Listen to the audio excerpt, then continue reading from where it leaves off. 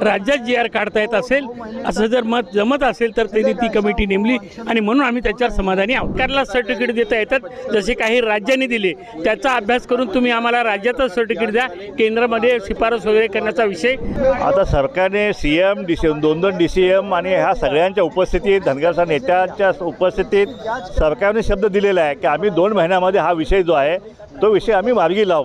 प्रकाश शेंडगे आपण त्यांच्याशी चर्चा करणार आहोत। 2019ला देखील अशाच पद्धतीचं आश्वासन तुम्हाला त्यावेळी देण्यात आलं होतं की आम्ही एक समिती नेमू, ती समिती धनगड अनेक राज्यांमध्ये जाऊन धनगड आहेत की नाही आहेत याची तपासणी करेल।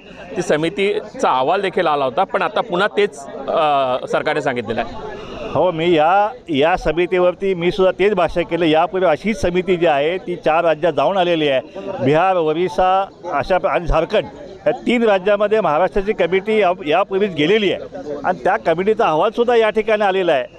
आणि अशा वेळी पुन्हा आणि तीच कमिटी जाऊन 1 महिना तुम्ही वेळ काढणार आहात का? पण त्याने आता परत त्यांनी काही नवीन GR काढलेले आहेत, त्या नवीन GRचा अभ्यास जो आहे तो अभ्यास करून अहवाल जो आहे तो 1 महिन्यामध्ये आम्ही घेऊ आणि जर तसे GR आम्हाला जर काढता आले तर तशा प्रकारचे GR जो आहे तो आम्ही अटर्नी जनरलचा आम्ही ओपिनियन घेऊ आणि त्याच्याप्रमाणे आम्ही GR काढू, अशा प्रकारचं आश्वासन आजच्या बैठकीत सरकारने दिलेलं आहे। तुम्ही ज्यावेळी राष्ट्रवादी काँग्रेसमध्ये होता तेव्हा विधान भवनाच्या आवारामध्ये धनगर समाजाचा वेश घेऊन तुम्ही आला होता, तेव्हा अशाच पद्धतीचा कमिटीचा अहवाल आलेला होता। त्यामध्ये कुठलाही धनगड आणि धनगड एक नाही अशा पद्धतीचा एक जो प्रयत्न या ठिकाणी सरकारने त्यावेळी सांगितला होता। आता तुमचा विश्वास आहे का पुन्हा एकदा कमिटी नेमण्यासाठी? विश्वास आता याच्यासाठी आहे की 4 राज्यामध्ये तशा प्रकारचे GR निघाले, ते GRचा अभ्यास करून राज्य शासनाला GR काढता येते असं मत आम्ही मांडलं आणि ते सरकारनं मान्य केलं। जर सरकारला 4 राज्यात ज्याप्रमाणे GR काढले त्याचा अभ्यास करून आता राज्यामध्ये वर केंद्राकडे पाहता राज्यात GR काढता येत असेल असं जर मत जमत असेल तर त्यांनी ती कमिटी नेमली आणि म्हणून आम्ही त्याच्यावर समाधानी आहोत। सर्वात महत्त्वाचा दोघांना एक प्रश्न आहे की भाजपने आश्वासन दिलं होतं त्या काळामध्ये भाजप आता राज्यात सत्तेत आहे, केंद्रात सत्तेत आहेत, विशेष अधिवेशनं चालू आहेत, अशा विशेष अधिवेशनामध्ये धनगर समाजाला आरक्षण देण्याचा मुद्दा का उपस्थित होत नाही? आता हा आमचं आज मांडणी झालेली आमचा जो अभ्यास झाला केंद्राकडे पाठवण्याची आवश्यकताच नाही असं आम्ही म्हणलेले।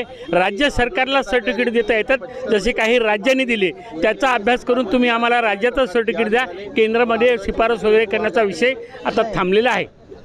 2 महिन्यात मिळेल असं वाटतंय? आता सरकारने CM दोन DCM आणि ह्या सगळ्यांच्या उपस्थितीत, धनगरच्या नेत्यांच्या उपस्थितीत सरकारने शब्द दिलेला आहे की आम्ही 2 महिन्यामध्ये हा विषय जो आहे तो विषय आम्ही मार्गी लावू आणि माझ्यामध्ये सरकार सकारात्मक आहे असं वाटतं। आता बघूया, यापूर्वी अनेक वेळा असे सकारात्मक असे निर्णय झालेले आहेत, पण वास्तविक सर्टिफिकेट काय मिळालं हेही तितकं सत्य आहे।